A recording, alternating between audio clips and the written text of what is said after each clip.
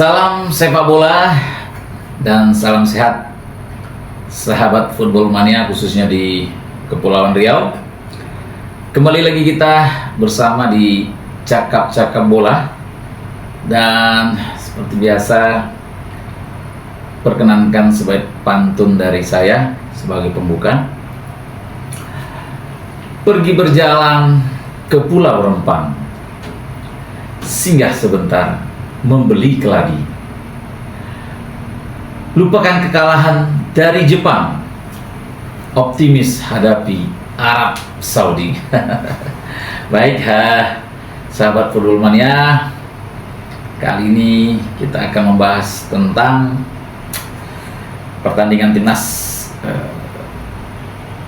kemarin ketika berhadapan dengan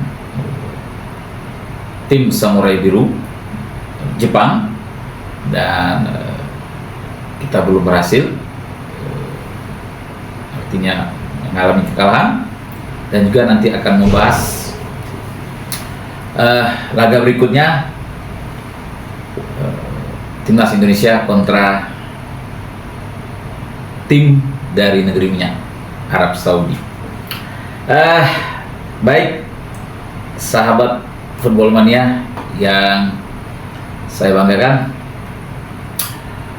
Jadi ya, menurut saya hasil yang kurang memuaskan pada pertandingan grup C kualifikasi Piala Dunia untuk tahun 2026 nanti, zona Asia ya, grup C tadi, antara timnas Indonesia kontra timnas Jepang kemarin hari Jumat ya, tanggal 15 November 2024 di Stadion Utama Gelora Bung Karno, Jakarta. Saya pikir tak perlulah kita pikirkan lagi, atau sebaiknya ya kita lupakan saja, karena tidak juga merubah kondisi yang ada tentunya terkait hasil pertandingan, dan masih ada hal-hal lain yang lebih penting untuk dipikirkan oleh timnas Indonesia tentunya. Untuk pertandingan kontra Arab Saudi, di mana kita sebagai tuan rumah atau home, tentunya sudah hampir di depan mata ya, karena sesuai jadwal timnas Indonesia akan menjamu tim negeri minyak Arab Saudi pada hari Selasa, tanggal 19 November 2024. Sedikit membahas pertandingan kemarin, sahabat football mania, kontra Jepang. Ya, secara realistis maksud kami, tentunya kita sepakat ya, yang merupakan lawan yang berat lah bagi timnas Indonesia. Dan di atas kertas ya, Jepang sangat punya peluang yang besar untuk memenangkan pertandingan tersebut. Dengan berbagai keunggulan yang dimiliki oleh tim Samurai Biru itu, ya jelas ya, mereka lebih banyak keunggulannya dari timnas Indonesia. Jadi mau tak mau ya harus kita akui kan begitu. Meskipun kemarin kita juga menaruh harapan ya, sahabat football mania, adanya kejutan pada pertandingan tersebut untuk kemenangan bagi tim Garuda tentunya. Jadi sahabat football mania, dengan status timnas Jepang yang belum terkalahkan dan dapat dikatakan sangat produktif ya, dengan mengoleksi 15 gol, dan tentunya mereka kembali menambah koleksi gol mereka, 4 gol ke gawang timnas Indonesia pada pertandingan kemarin, sehingga sampai saat ini Jepang berhasil mengoleksi 19 gol. Ya, tentunya juga menambah poin bagi mereka ya, timnas Jepang yang sebelumnya 10 poin tambah 3 poin lagi, sehingga untuk saat ini 13 poin sudah berhasil diperoleh oleh timnas Jepang. Karena kontra timnas Indonesia, mereka berhasil memenangkan pertandingan UI atas tim Garuda. Sahabat Football Mania, jadi dari pertandingan yang kita saksikan,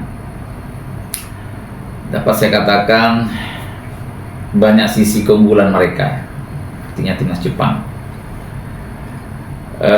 Gambaran sederhananya, ya mereka masih yang terkuat, khususnya kalau kita bicara di kualifikasi grup C Piala Dunia zona Asia ini, karena masih mereka atau timnas Jepang yang memimpin klasemen untuk sementara ini. Dan selain itu juga, ya dapat saya katakan untuk materi pemain juga tim Samurai Biru beda level ya, mohon maaf ini sahabat Football Mania, dibandingkan dengan pemain kita, dan ya, kembali harus kita akui hampir rata-rata para pemain timnas Jepang itu yang kita ketahui merumput di Liga Eropa, hampir sebagian besar yang kita ketahui bersama. Dan tidak itu saja, mereka juga merupakan pemain-pemain andalan di klubnya masing-masing. Ya, ini juga dapat kita lihat secara individu,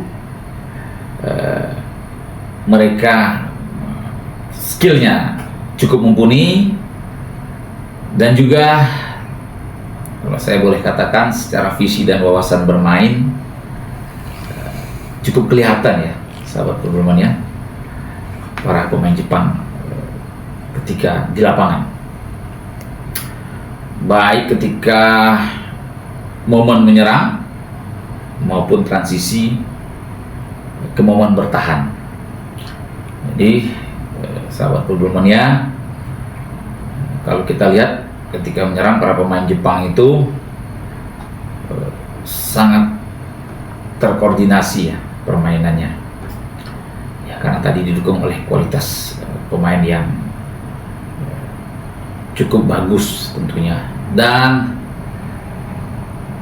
yang saya perhatikan juga pada pertandingan tersebut, ya salah satunya pergerakan tanpa bola dari para pemain Jepang, khususnya penyerangnya ya, ketika melakukan pressure ke area pertahanan timnas Indonesia,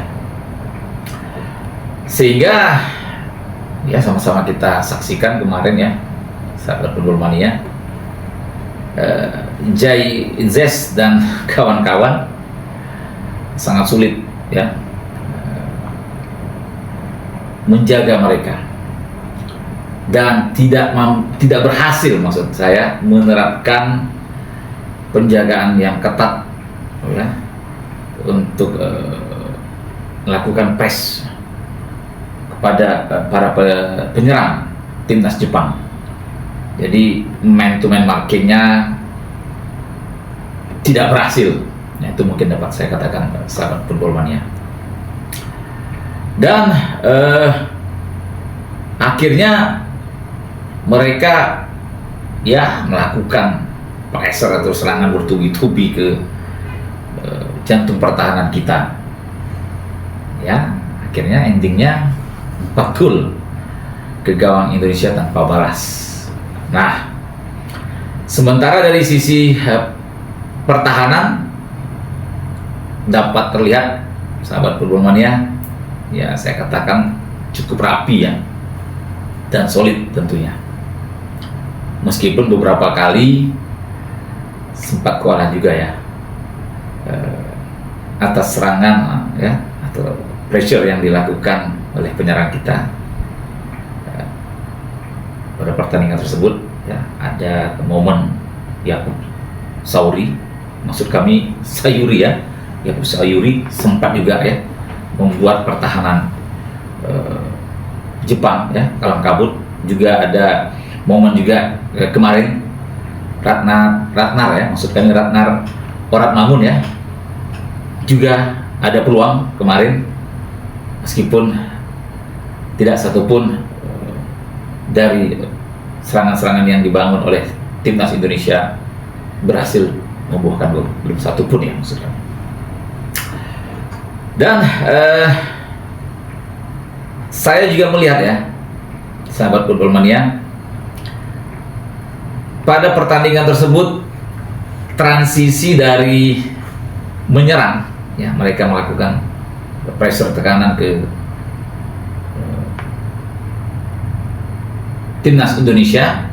Nah itu transisi ke bertahannya itu seakan-akan otomatis gitu ya, kalau saya lihat berubah langsung. Yang tadi menyerang ya kan, gagal counter attack oleh timnas Indonesia, otomatis berubah menjadi siaga satu istilah saya, dengan formasi ya, sistem pertahanan yang mengunci pergerakan timnas Indonesia. Jadi maksud saya di sini sahabat Football Mania, barisan pertahanan timnas Jepang itu tidak memberi ruang kepada pemain timnas Indonesia meskipun sedang menguasai bola ya, timnas Indonesia. Dan itu dapat kita lihat juga, mereka memastikan tidak satu gol pun berhasil diciptakan oleh penggawa timnas Indonesia ke gawang Jepang sampai peluit panjang berbunyi. Nah itu mungkin untuk ulasan ya, mungkin analisa saya pada pertandingan kemarin timnas Indonesia laga kandang atau home kontra timnas Jepang. Sementara untuk permainan timnas Indonesia bagaimana? Nah ini mungkin saya akan memberikan ulasannya, analisa ya. Pada pertandingan tersebut ya, timnas Indonesia kontra timnas Samurai Biru ya, bagaimana ya, seakan tidak dapat berbuat banyak sahabat Football Mania ya, dengan hasil bobolan 4 gol itu ya ke gawang yang dijaga oleh Martin Paes. Ya saya lihat secara permainan juga timnas Indonesia mohon maaf kalah taktik dan gagal finishing. Yang tadi saya katakan sebelumnya, beberapa kali peluang itu tidak berhasil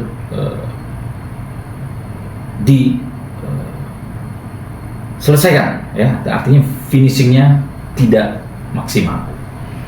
Jadi di sini kita melihat permainan bertahan yang diterapkan oleh anak asuh Coach STY juga belum ya, secara pertahanan belum berhasil mematikan pergerakan penyerang timnas Jepang yang rata-rata ya dapat saya katakan mereka memiliki kecepatan dan kelincahan dalam olah bolanya ya, sahabat bolanya, sehingga permainan menyerang ya, ofensif yang dilakukan oleh para pemain timnas Jepang tidak dapat diantisipasi oleh Jay Inzes dan kawan-kawan, khususnya di barisan pertahanan tim Garuda. Dan kurangnya penjagaan ketat ya terhadap pemain Jepang, maksudnya penjagaan man to man marking ya maksudnya, membuat permainan timnas Samurai Biru ya semakin mengganas sahabat Purwon ya, dan leluasa hingga menutup 4 gol untuk keunggulan atas timnas Indonesia pada pertandingan tersebut. Sahabat Football Mania, kalau boleh saya menyimpulkan, pada pertandingan kandang home timnas Indonesia kontra Jepang, ya untuk saat ini hasil pertandingan tersebut kita lupakan saja dulu ya. Itu menurut saya ya. Kenapa? Karena untuk saat ini timnas Indonesia perlu kembali fokus ya, mempersiapkan diri untuk menghadapi timnas Arab Saudi dengan kondisi yang sama-sama kita ketahui masih terbukanya ya peluang untuk meraih tiket Piala Dunia tahun 2026 nanti. Jadi dalam hal ini tentunya jika coach STY ya dan para pemainnya mampu memaksimalkan laga kandang atau home, ya tentunya dengan terlebih dahulu melakukan evaluasi yang menyeluruh dari pertandingan sebelumnya ketika kalah dari Jepang, sahabat Football. Dan bukan tidak mungkin juga nanti bisa membuka peluang ya yang lebih besar bagi timnas Indonesia, apalagi pertandingan sebelumnya ya, maksud kami laga away kontra Arab Saudi di kandangnya Arab Saudi ketika itu berhasil menahan imbang atau seri. Jadi dalam hal ini saya pikir, saya optimis sahabat Football Mania, tim Garuda bisa mencuri poin ya, tentunya dengan beberapa keuntungan. Untuk laga berikutnya ini timnas Indonesia sebagai tuan rumah, antara lain ya pemain ke-12 supporter ya, yang saya yakin pasti tetap memberikan semangat yang luar biasa dengan berbondong-bondong menyaksikan pertandingan di Stadion Utama Gelora Bung Karno Jakarta. Terlepas juga mereka para supporter maksud kami timnas Indonesia penasaran juga dan menaruh harapan yang cukup tinggi bagi kemenangan timnas Indonesia, Jai Itzes dan kawan-kawan. Dengan berhasilnya muncul poin atau meraih kemenangan pada pertandingan kontra Arab Saudi nanti, ya insya Allah peluang masih terbuka lebar. Tinggal lagi menyiasati pertandingan berikutnya setelah menghadapi Arab Saudi di laga kandang atau nanti. Sahabat Football Mania, intinya ya, jadi judul cakap bola kita kali ini, ayo timnas, lupakan kekalahan dari Jepang ya, tetap optimis hadapi Arab Saudi. Sahabat Football Mania, saya rasa mungkin untuk cakap bola saya kali ini cukup demikian.